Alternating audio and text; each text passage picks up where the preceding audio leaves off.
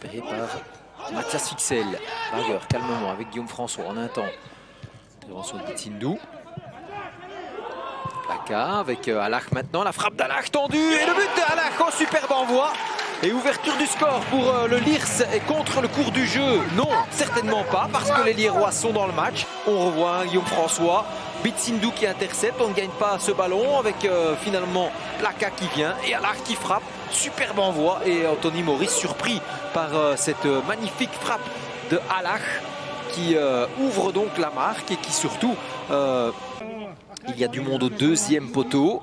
On va varier bien sûr. Thomas, c'est parti. Là aussi, premier poteau et but. Voilà le but de Dante Vanzer qui tout à l'heure avait déjà touché ce ballon. Eh bien, il remet ça et il égalise juste avant la mi-temps.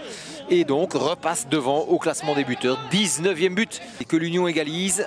Et ouais, Dante Vanzer qui vient là au milieu. Le pénalty donc. Face à Bruchmans, c'est parti, Undav, il frappe à contre-pied et c'est donc 1-2 pour l'Union qui respire grâce à ce penalty. Hein, ouais. Oh ben, c'est dur bien sûr pour les Lierrois. Monsieur Vermeeren a effectivement pris la bonne décision.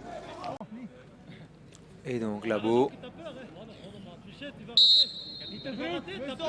C'est parti, Labo qui frappe à contre-pied et donc 1-3 pour l'Union.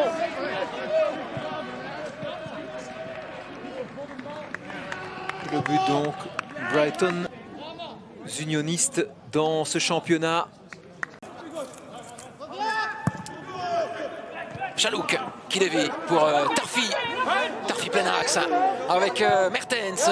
La bonne ouverture pour Alessio Stalens, peut-être l'ouverture du score sur la première opportunité flandrienne. Après 33 minutes de jeu. Son 5e but de la saison, on revoit Chalouk en déviation. Tarfi qui combine avec Lennart Mertens, l'ouverture pour Stalens, étrangement seul, et puis la frappe. Très sympathie. Et Arnaud Libert a reculé d'un cran. Et le ballon là-bas avec cette reprise peut-être avec Efestion. Le crochet du joueur français, Efestion, et bien voilà. Oh, il a eu le nez fin sur ce coup-là. Vincent Evrard. Première touche de balle pour Thomas Efestion. Martens, on va revoir, il n'a pas du tout tremblé. Le joueur prêté par Westerlo, on revoit le ballon de classe. Il met deux joueurs flandriens dans le vent et puis là...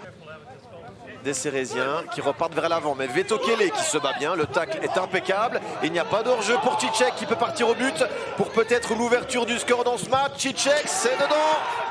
1 minute et 20 secondes, le but est bien accordé et Vetokele y est pour beaucoup avec cette récupération en sliding tackle dans les pieds véritablement du joueur cérésien qui s'est fait rouler dans la farine. Mettre cette balle au fond, et oui, c'est ce tacle là qui fait toute la différence sur Boulanger de Vetokele et Cicek. Le sang-froid, le calme, la patience aussi. Ballon qui n'est pas sorti ici finalement. La touche jouée rapidement vers Bernier. Bernier dans la surface avec Souma derrière lui. Bernier en retrait, le centre très aérien vers Théo Pierrot qui la remet vers Moussaguet, le goal. Le but qui est accordé à Serin. Moussaguet à la réception de cette tête dans le petit rectangle, la joie toute contenue d'Emilio Ferreira. Serin qui, de la saison, on revoit cette phase. Bernier en retrait, le centre très aérien vers la tête de Pierrot. Et pour l'instant, ça fonctionne assez bien avec Rick Demille qui donne énormément d'instructions à ces jeunes joueurs. Attention, il faut tenter sa chance tout de suite. Et Daniel Grimshaw qui va arriver trop tard. Daniel Grimshaw qui va arriver trop tard. Quel but! Un petit peu gag, c'est vrai. Il me semble qu'il est venu voir ça. Quelle erreur dans la défense de Lommel, s'il vous plaît.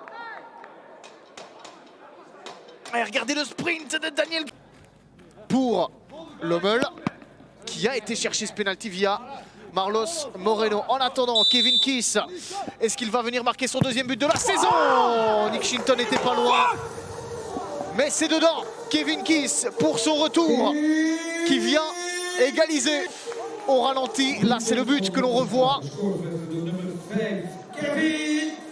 Ah, il était bien parti, hein, Nick Shinton. Mais ce penalty en D1B, évidemment, c'est l'Union Saint-Gilloise qui est venue s'imposer Alors, Kevin Kiss, c'est pas mal donné, évidemment. Un nouvel assist. Le 5e, il devient ainsi le meilleur passeur. Kevin Kiss avec cette tête d'Arnaud Verschuren ou de Glenn Neven. À la retombée de cette balle.